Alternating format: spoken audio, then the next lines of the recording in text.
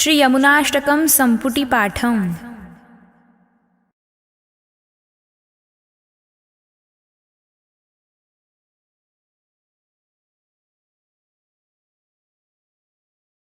कृपाजलधिसंश्रिते मम मनः सुखं भावय। नमामि यमुनामहं सकलसिद्धिहेतुं मुदा। मुरारि पदपङ्कजस्फुरदमन्दरेणूत्कटां तटस्थनवकानन प्रकटमोदपुष्पाम्बुना सुरासुरसुपूजित स्मर्पितुः श्रियं बिभ्रतिं।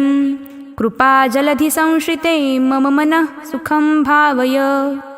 कृपाजलधिसंश्रिते मम मनः सुखं भावय।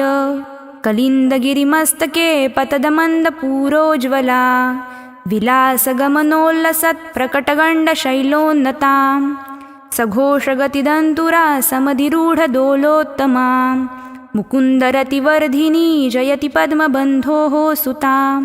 कृपाजलधिसंश्रिते मम मनः सुखं भावय।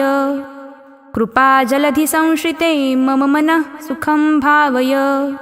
भुवं भुवनपावनी मधिगतामनेकस्वनैः प्रियाभिरिव सेवितां शुकमयूरहंसादिभिः तरङ्गभुजकङ्कणप्रकटमुक्तिकावालुका नितम्बतटसुन्दरीं नमत कृष्णतुर्यप्रियां।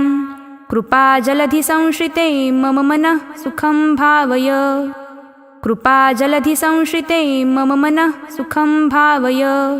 अनन्तगुणभूषिते शिवविरञ्चिदेवस्तुते घनाघननिभे सदा ध्रुवपराशराभीष्टदे विशुद्धमथुरातटे सकलगोपगोपीवृते।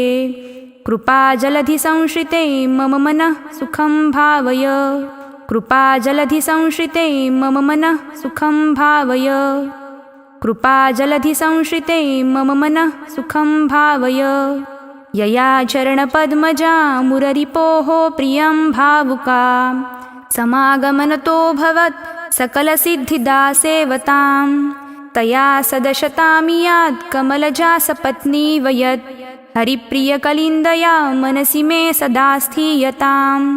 कृपाजलधिसंश्रिते मम मनः सुखं भावय। कृपाजलधिसंश्रिते मम मनः सुखं भावय।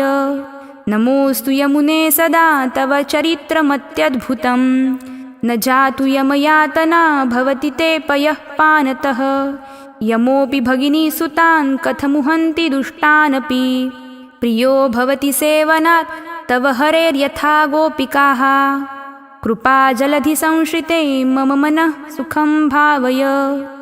कृपाजलधिसंश्रिते मम मनः सुखं भावय। ममास्तु तव सन्निधौ तनुनवत्वमेतावता न दुर्लभतमारतिर्मुररिपौ मुकुन्दप्रिये। अतोऽस्तु तव लालना सुरधुनी परं सङ्गमात् तवैव भुवि कीर्तिता न तु कदापि पुष्टिस्थितैः। कृपाजलधिसंश्रिते मम मनः सुखं भावय। कृपाजलधिसंश्रिते मम मनः सुखं भावय। स्तुतिं तव करोति कः कमलजासपत्नीप्रिये हरेर्यदनुसेवया भवति सौख्यमामोक्षतः। इयं तव कथाधिका सकलगोपिका सङ्गम स्मरश्रमजलाणुभिः सकलगात्रजैः सङ्गमः। कृपाजलधिसंश्रिते मम मनः सुखं भावय। कृपाजलधिसंश्रिते मम मनः सुखं भावय। तवाष्टकमिदं मुदा पठति सूरसूते सदा समस्तदुरितक्षयो भवति वै मुकुन्दे रतिः तया सकलसिद्धयो मुररिपुष्टसन्तुष्टति स्वभावविजयो भवेत् वदति वल्लभः श्रीहरेः। कृपाजलधिसंश्रिते मम मनः सुखं भावय। इति श्रीमद्वल्लभाचार्यविरचितं श्रीयमुनाष्टकस्तोत्रं सम्पूर्णम्।